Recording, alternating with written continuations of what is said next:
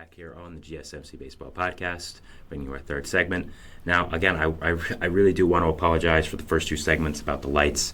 I do not know why that was happening, but I think I got it under control. I think I do. If it happens again, it will be very frustrating. I don't know why it's happening. It does not ever happen this much. It happens maybe once a week, as I said before, just because of the room and that I'm in my campus, but we're going to go to our third segment, of course, which is talking about the NL standings, trying to avoid the potential thing about the lights. So, going to our third segment, of course, is going to be talking about the NL standings in baseball currently. Obviously, we just talked about the AL, so it's only fitting to go over the NL and what is happening with that. So, we're going to start off with the NL East as we start off with the AL East. Only think it's fair. So, we'll go starting off with the Marlins, who are 2-11 at the bottom of the NL East. Are we surprised about this? Kind of. I very much debated putting the Marlins at last of the NL East. I did think they would be not great, but I did not think they would be this bad, horrible, awful. I mean, 2-11 is just insane. It's insane. I'm sorry, it's insane. I don't understand how you're 2-11 when you made the playoffs last year. Did they not add a lot this offseason? Yes, but the only real big piece they lost was Soler. And Soler is a big piece. I won't lie, he's a very good player, but is he is he like 10 wins worth, differentiating yourself from last year to this year? No, he is not. So I don't understand what's going on with the Marlins. They still have a lot of good players. I mean, Luis Ariz, Jazz Chisholm, pitching still some nice guys like Jesus Luzardo, Braxton Garrett, Ryan Weathers, shown some potential. AJ Puck's been bad, but he still is young, I guess. So it is surprising that the Marlins are this bad at 2-11. I think they will be disappointing, but again, not 2-11 bad. So it is very surprising, and I don't understand how they're this bad. But we'll see if the season goes on, and we'll see how truly horrible they do become. For the Nationals, they are 5-7. Around where I expect them to be. I don't think they will be that horrible this season. I think their young players are developing, and I think that they have some young players coming up as well that are on the MLB team right now and are going to perform for them. So I don't think they'll be that bad. So it's not too surprising that they are 5-7. I think that's a pretty even record for them right now. I think it's pretty fine. So. The Mets are also 5-7 and third in the NL East. This one I'm a little more surprised about. Obviously, they started off the season pretty horrible, losing all those games to the Tigers and the Brewers. But they've come back around a little bit now. They just won a series against the Braves, which is a huge feat, especially for them. But, I mean, for any team as well, the Braves are an amazing team. So, that's good for the Mets. They have come around recently in the past few days or so. And I think they are showing a lot more potential than they were at the start of the season. So, I think the Mets are going to just improve as season goes on. I think their younger players have been performing, specifically Brett Beatty, who has been really, really good for some reason. I don't know how that's happened, but he has been. So, definitely watch the Mets. And they start a big 3-game series against the Red Hot Royals tonight. And that's something I'll definitely be watching. And I think as a baseball fan, that's a really great series as well that you should be watching. So, I'm just going to fix my chair really quick. Sorry about that. I'll be right back.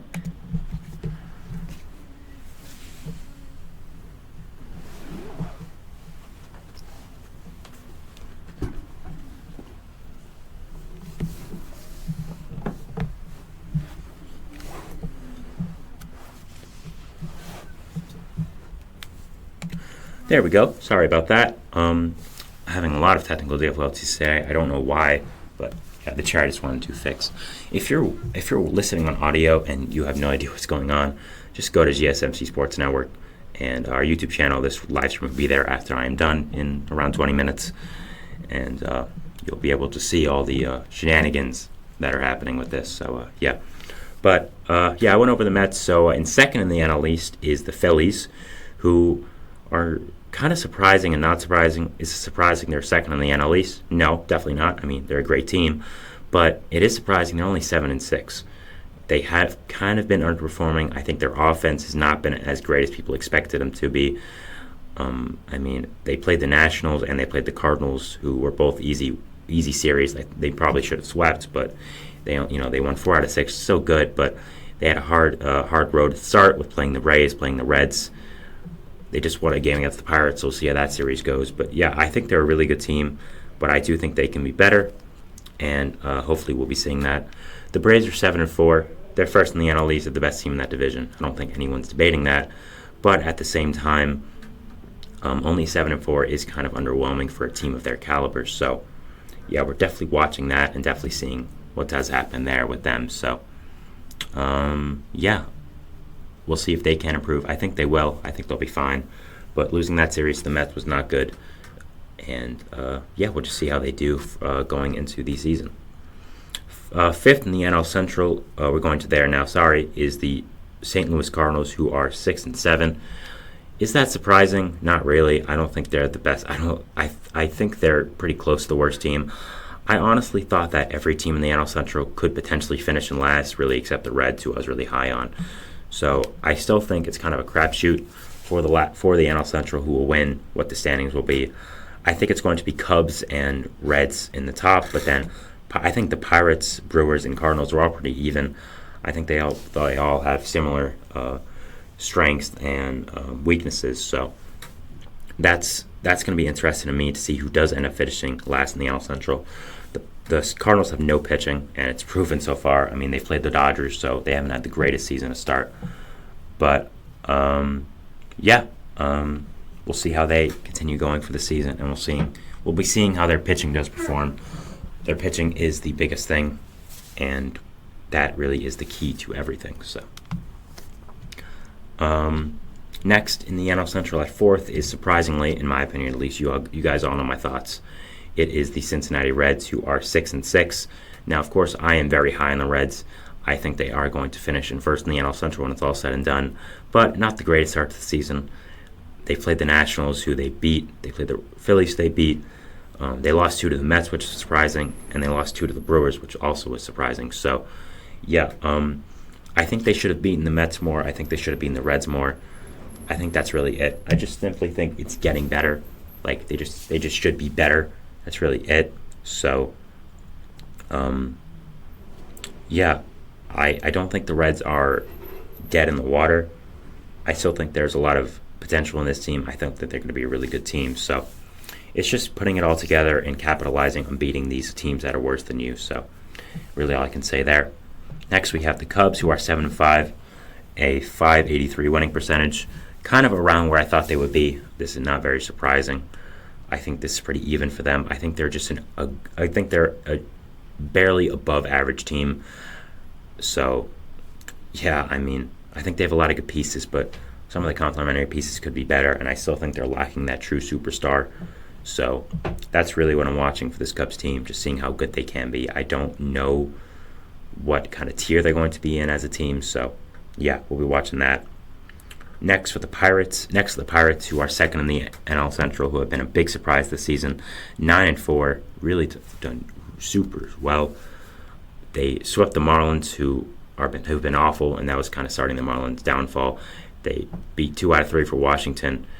They won 2 against Baltimore, which is crazy. So you could say yes, they started off the season on a really easy schedule with the Marlins and with the Nationals, but thank you, Nice Chet Johns, for subscribing to the channel. I do not know if I am reading that name right.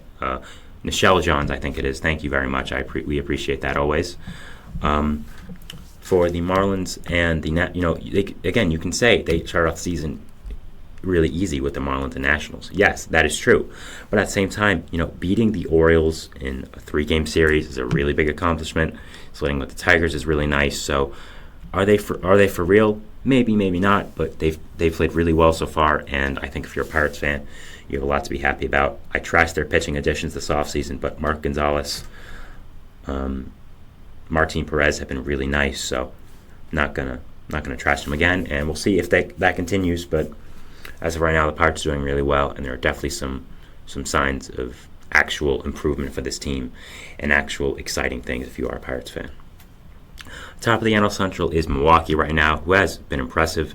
They've beaten the Twins, they've beaten the Mets, they've beaten some other really good teams as well. So, do I think they're going to stay like this? No, but I might have been underrating them in my earlier power rankings.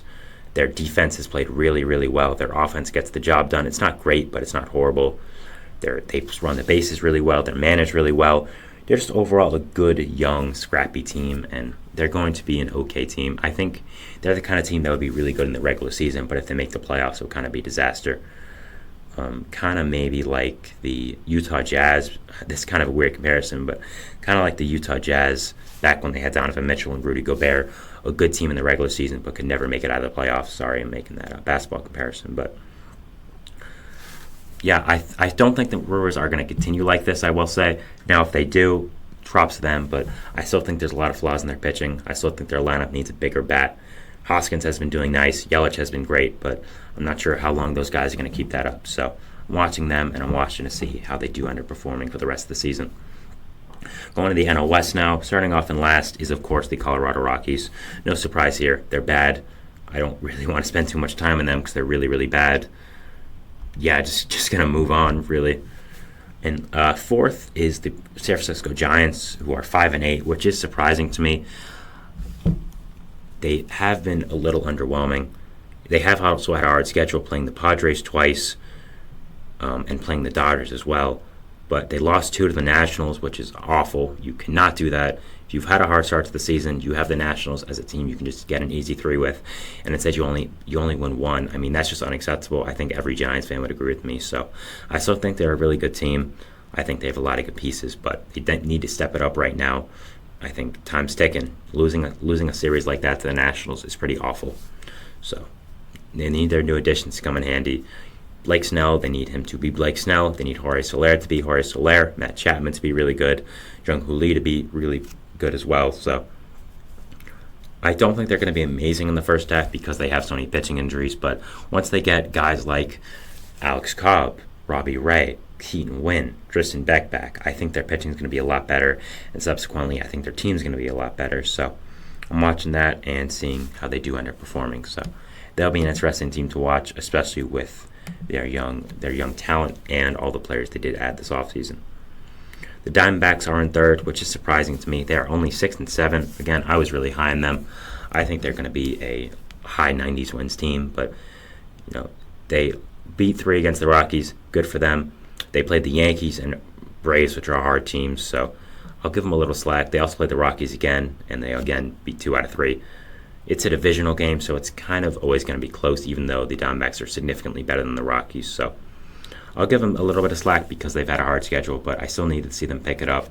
I still need their stars perform like stars. So Padres, they are 7-8 and second in the NL West. Kind of around where I thought they'd be. I think they'll be a little better than 500, but it's still not an insane record for them right now. They played the Giants, tied with them, pretty even there. Lost 2 to the Cardinals, which you cannot do. Lost 2 to the Giants again. Played the Giants again and lost 2 to them again. Not good. They beat the Cubs, which is nice, so maybe they're on the right track. But I think those are games that you need to win if you're going to be a really positive team. So, yeah, just hoping if you're a Padres fan, those would be better. Finally, we have the Dodgers, who, of course, are in first place, 10-5. Nothing much to say here. The Dodgers are the Dodgers. They're a great team. They're the best team in baseball pretty easily. They have one of the best rosters construction in baseball history. Not going to spend too much time on them. They're really, really great. And, yeah, that's kind of it. So that was our third segment here. Again, I apologize again about the technical difficulties. I think they're under control right now, but we'll see.